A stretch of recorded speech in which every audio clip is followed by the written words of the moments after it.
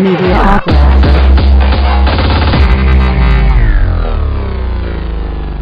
to Mediaographer Online. I'm Christopher Michael McHugh. And I'm Phil Capello. Run! Go! Get to the chopper! Arnold Schwarzenegger there, of course, for those of you who are of that vintage. Now, Phil, when's TV news going to start using these drones? I think they're going to start pretty soon. I mean, you've seen a couple of them be used already with the fires rather, and flooding out in the West. Whenever you see an amazing aerial shot nowadays over a natural disaster, it's usually coming from a drone. The thing that I think is going to be really interesting isn't that they're going to be using drones over a natural disaster. I think they're going to be using drones every single day to bring you their traffic and weather reports. So I think they're going to be replacing the news helicopter as we know it.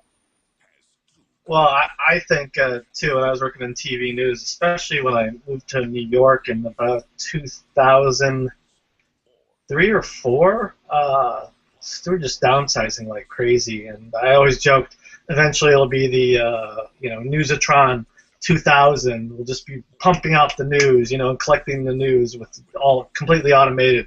So, I just cannot believe the automation of news, but also, too, the incapability of those running TV stations to move over to the new world and learn how to monetize. So, well, this I think they're going to have to. I mean, speaking of monetizing, I looked it up. An R-44 Robinson helicopters, $800,000 to $2 million. So that's what they're shooting most of their traffic on. And then you have a crew. So let's say the guy's a good guy. You give him $150K plus benefits a year. And if you compare something like that to the Camcopter S100, which will fly for 6 hours to 138 miles an hour, and I think it costs for less than $200,000. They have professional drones that go down to $40,000. I bought my niece a drone this Christmas, a Hubsan X4, I think it was, for $50. So if I can fly a camera for $50 up over a site, I'm not paying a guy $200,000 to fly his $2 million whirlybird around. It just seems like it's going to happen quicker than any transition I've seen so far in the news. I think it's going to be within a year or two. Have you heard anything about the legal situation with the FAA on this? Well, I was reading a little bit up on it, and apparently right now, according to what I was reading, legal in New York City, but if police think you're creating a public risk by flying your drone over, you could be hit with a reckless endangerment charge. And then companies are hiring, I guess, professional pilots to avoid any type of problem. I just remember being here covering news, producing in the New York City north suburbs, and getting all excited about setting up the chopper. But the chopper, here you are in New York City's suburbs, and then basically the chopper was coming all the way out of Long Island. You had to get these guys to run out of the hangar, fly all the way over, and then cover whatever. And then sometimes they'd be too far out, so they had to get what they needed to get, and then circle back, come to the transmitter, which. And it's dangerous. I mean, almost by definition, these guys are covering weather, but their machine can't be flown in heavy weather. I remember one of my first years working with Debbie Duhane, who's a great reporter. She, at the time, I believe, was at Channel 4. I was working with her at the Regional News Network, sort of a little surprised to see this big shot journalist show up at a little station, and it was because during her day off, the Channel 4 helicopter had crashed into the Passaic River, and she didn't want to go get right back in the helicopter, so I guess she did her little piece of penitence over at the Regional News Network. But, this is people's lives we're playing with. I mean, a helicopter, there's not much gliding in a helicopter when there's a problem. Those things fall like stones. And so simple things like, I know helicopter pilots aren't on our regular IATSE union insurance. I don't know if they're in the union or not, but I know they get their own insurance policy because anybody who flies in a helicopter every day needs their own insurance policy.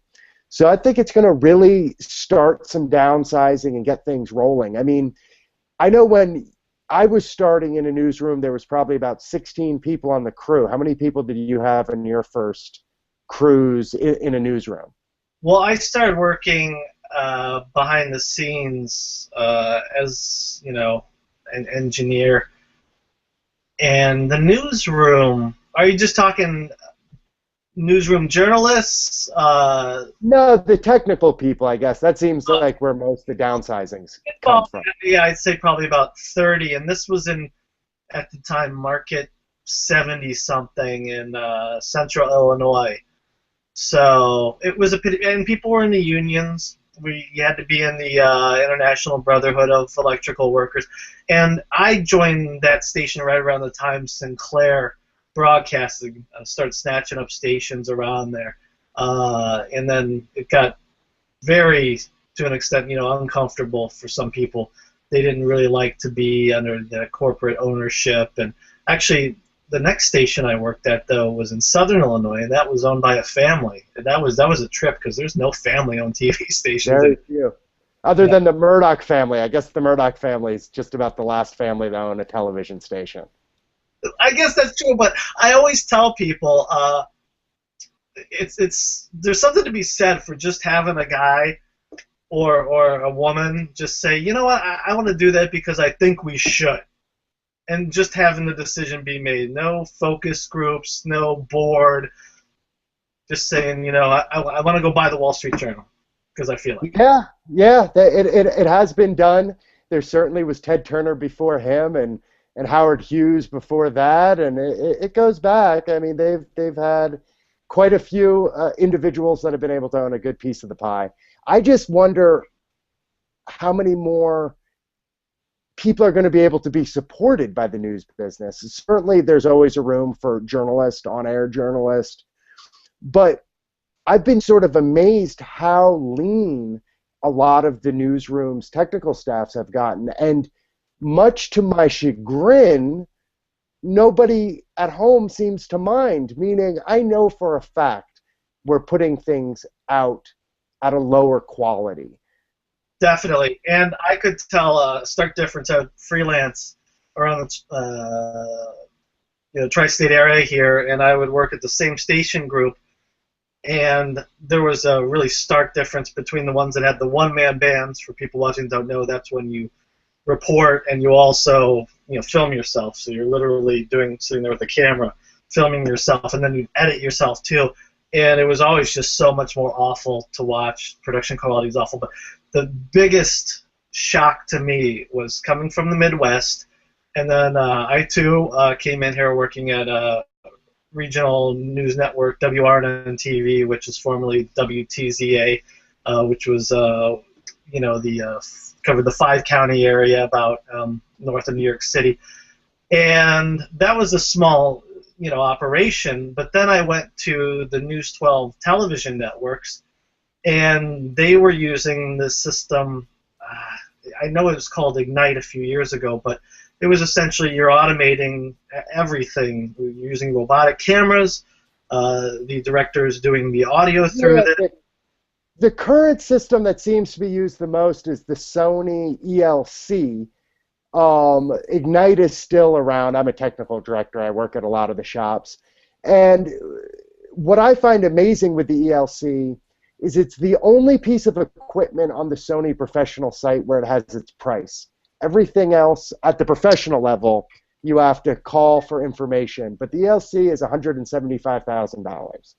So for slightly more than you're going to pay a technical director, you can basically replace most of the technical crew.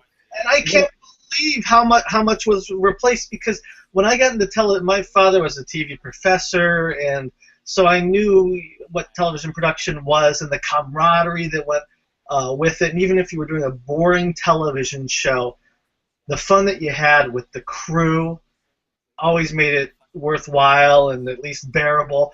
And to go from an operation in the middle of nowhere in southern Illinois, where we'd always joke we were broadcasting more cows than people, where you still had you had a switcher director, but you had somebody who's doing and tapes, and you had your producer in there and a few other people.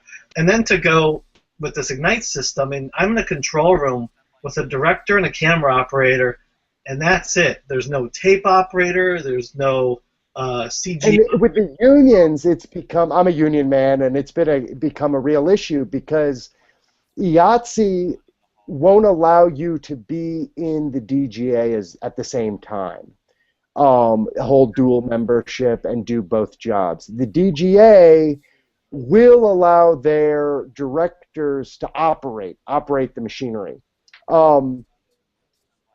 Obviously, it's a shame in a union business when you start having the unions fighting with each other. I don't claim to know the answer to that. I honestly really liked working at New York One, where they didn't have an ELC, they didn't have a director of all things. They had a technical director who's essentially directing, and then an audio operator that was also running the cameras.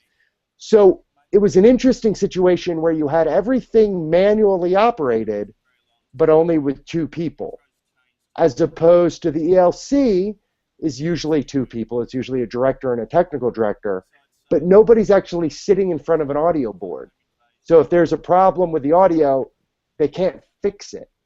Nobody's really sitting in front of the camera. So if there's a problem with the camera, I can reach over and sort of fix it. But it's interesting that as things get simplified, you almost want to have, I feel, more technicians around just to handle the equipment. I mean, it makes sense in my mind. We're becoming more of a technical field than an artistic field. And maybe the director should be working a little bit more closely with the producer. What's your feeling on that with the number of people in the control room? Well, I always thought that eventually the producer would do everything, that you would have just, if you were even using an anchor, that you would have just one person doing the whole show. Well, that's TMZ's business model. Is that? If you think about what they're doing, and I've thought a lot about it, they've gotten good-looking, this is harsh to say, but it's true. Most of the newsrooms I work in, the good-looking people are on air, and they're the talent, and they're very good about what they do, but their job is to present the news. And the ugly people, as it were, are in the control room and in the newsroom, and we're all putting together the journalism and the pictures. What I've noticed with TMZ, they freelance out all their cameramen. They've hired, you're not really sure, these producers, are they talent? They're obviously writing the story. They're not a one-man band because they've hired a technical crew to shoot it. So I look at it like TMZ is essentially filming the producers. It just happens all their producers are very good-looking. I guess they have enough good-looking people in Hollywood. You can just have the person kind of do it all. Yeah, it's like everybody. What I was going to get at, though, is just from a straight news perspective, is that you could go have your crew's news gathering, they bring stuff back, and you and the anchor just write, and then you go into, you put your rundown. For people that don't know, that's kind of the Excel spreadsheet for how the show's going to go. And then if you're using one of these automated systems, you put in the codes for how things are going to be fired off with cameras and video and whatnot. And then the producer slash director slash writer goes into that control room and just basically hits the space bar through there. And I just see this as like a one-man operation. Eventually, have you ever seen Euronews? Yeah, I've seen European news, but I have not seen Euronews. No. Euronews, it's what they do, and I almost thought this was, unless it's live news, I think this is the way that the industry's got to be. And the News 12 television networks do this a little bit. One way, Euronews, though, is essentially they just have these packages, and they just roll back to back to back, and they just put little bumpers or interstitials or whatever, international news, and they go to a package. European news, and then they go to a package, and it just repeats. Well, WWOR no longer has a live news show. And they have New Jersey Now, I think it's called, New Jersey Now and New York Now and different regions now. And they are news shows, but they're not done with the traditional anchor. They're done with more or less what you're describing, where it's package to package, and they're timely. They're done that day, but they're not done live, and it's not done with a newsreader. It's going back to the old newsreel days almost. Again, because why do you need an anchor? It's nice to have that personality and everything, but if you just and my God, does anybody who's younger than 30 even care about the news anymore? I mean, certainly they're not looking at the newspaper. Does anybody care enough though to even look online at what's going on around their neighborhood or their city and the town? I just feel like people are just so disinterested with what's going around, and I think the kids are all right with me. The kids get plenty of news. I think the problem is there's just very little curation to it. I think there are still plenty of active and interested people. Unfortunately, just like Google can figure out what jacket I Googled and send me ads for that for a week, they know what political party you're in. They know last time you had a drink with your friends. They know a lot of information about you. And so a lot of the news that you'll get on social media or from Google links is going to be exactly what you want.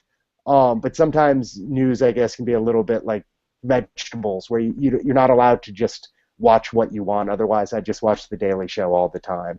You gotta go out there and try to get some news on your own and become maybe your own newsroom.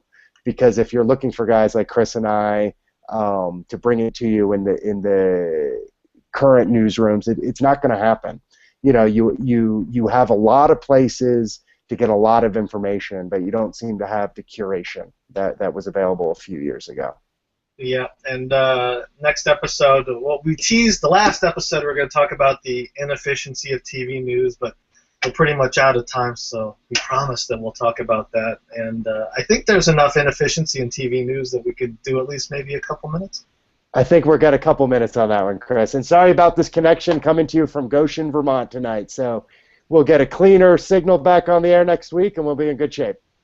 All right, very cool. For Phil Capella, I'm Christopher Michael McHugh. Check us out on social media, mediaographer.com, and subscribe to our YouTube channel. Mediaographer.